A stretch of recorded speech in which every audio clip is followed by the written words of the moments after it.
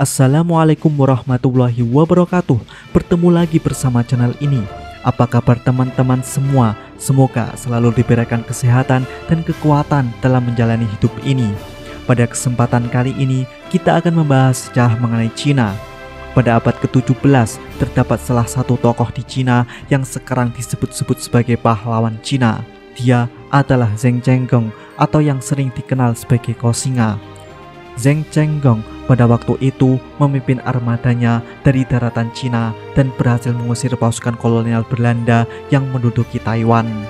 Dengan demikian menandakan kembalinya Taiwan ke pangkuan orang Cina. Berikut ini adalah sejarah dari Zheng Chenggong.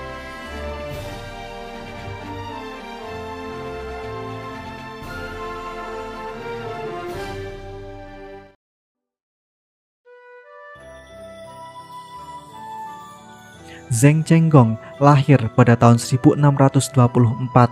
Dia dilahirkan di Nan'an, Provinsi Fujian yang terletak di Cina Tenggara. Pada saat Zheng Chenggong hidup, di Cina sedang berada pada periode pergantian dinasti. Sementara itu, di dunia barat, banyak dari negara-negara barat yang melancarkan agresinya ke dunia timur. Selama gelombang kolonialisme, negara-negara barat inilah pada tahun 1624 Belanda telah berhasil menduduki Pulau Taiwan. Di samping melakukan penindasan terhadap rakyat Taiwan, Belanda juga terus melakukan invasi ke daerah pesisir Fujian dan wilayah Guangdong di daratan Cina, sehingga hal ini menyebabkan kemarahan rakyat Cina terhadap Belanda.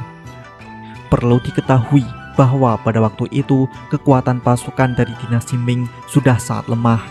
Posisi dinasti Ming bisa diibaratkan bagaikan telur di ujung tanduk.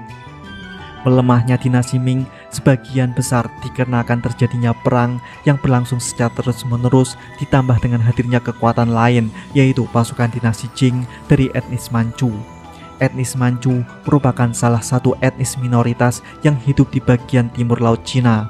Yang perlu diketahui di sini adalah pemerintahan dinasti Ming merupakan pemerintahan yang berasal dari etnis Han. Etnis Han merupakan etnis utama di Cina. Maka dari itu, peperangan antara dinasti Ming dan dinasti Qing bukan saja perang perebutkan kekuasaan, akan tetapi perang antar etnis. Dalam sejarah, negeri Cina merupakan negeri dengan multi etnis. Akan tetapi, dalam sejarah feodal selama kurun waktu 2000 tahun yang lalu, masa kekuasaan dinasti Han jauh lebih panjang daripada etnis-etnis minoritas.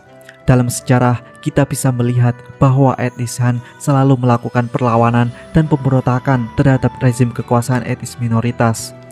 Etnis Han seakan-akan menunjukkan semangat yang pantang bertekuk lutut pada siapapun. Misalkan saja pada abad ke-13, pemerintahan dinasti Yuan yang didirikan etnis Mongol telah berhasil menguasai seluruh Cina. Akan tetapi, di masa selanjutnya ditentang dan dilawan keras oleh rakyat etnis Han. Sama halnya dengan kekuasaan dinasti Yuan, dinasti Qing yang didirikan etnis Manchu juga mengalami perlawanan mati-matian dari rakyat etnis Han. Kemudian, pada tahun 1646, pasukan dinasti Qing melancarkan invasi ke bagian selatan Cina.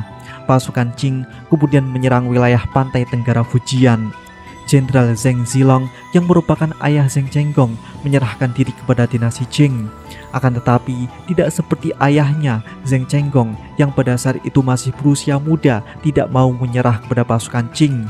Zheng Chenggong bersama dengan pasukannya yang setia kemudian memilih untuk kabur. Zheng Chenggong telah bertekad bahwa dirinya akan terus berjuang dalam melawan dinasti Qing. Dengan mengandalkan kemampuan yang telah diajarkan ayahnya serta semboyan yang berbunyi lawan dinasti Qing demi pemulihan dinasti Ming, semboyan ini sangat terkenal di antara etnis Han.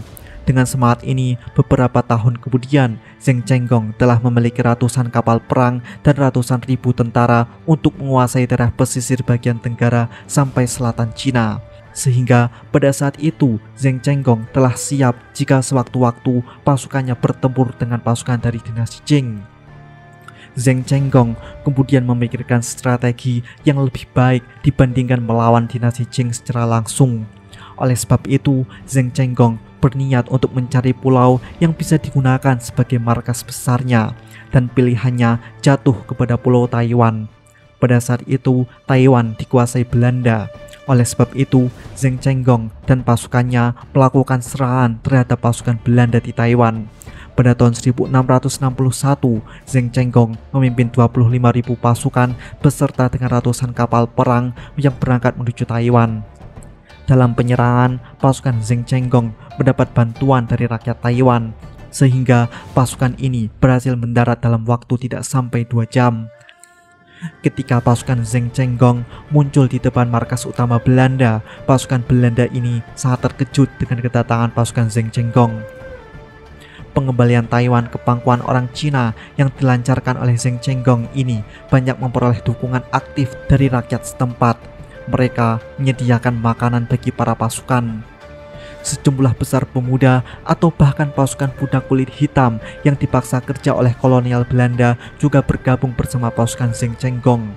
Dalam pertempuran selama 1 tahun ini, jumlah korban tewas pasukan Belanda mencapai 2.000 orang.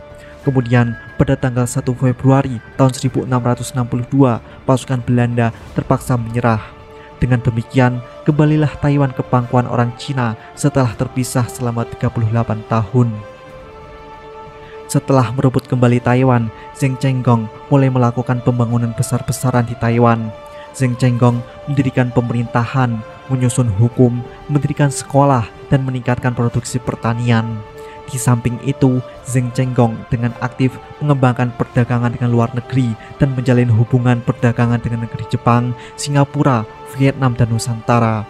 Penduduk di Taiwan dan penduduk di daerah pesisir Fujian merupakan satu etnis dengan nenek moyang yang sama. Oleh sebab itu, kebijakan-kebijakan yang dilakukan oleh Zheng Chenggong semuanya mendapatkan dukungan dari rakyat Taiwan. Berkat hasil-hasil yang dicapai Zheng Chenggong dalam pengembangan ekonomi Taiwan, popularitas Zheng Chenggong di kalangan rakyat Taiwan sangat tinggi. Akan tetapi, tak lama setelah Taiwan kembali ke pangkuan orang Cina, Zheng Chenggong meninggal dunia dalam usianya yang ke-39 tahun. Zheng Chenggong dianggap sebagai pahlawan baik bagi orang Cina daratan ataupun orang Taiwan. Sekarang, di sebuah gunung di Kabupaten Taichung, Taiwan, terdapat sebuah patung Zheng Chenggong yang menghadap ke daratan Cina. Selain itu, di kota Xiamen, Provinsi Fujian, di Cina daratan juga dipelihara bekas tempat latihan yang dulunya digunakan Zheng Chenggong untuk melatih pasukannya.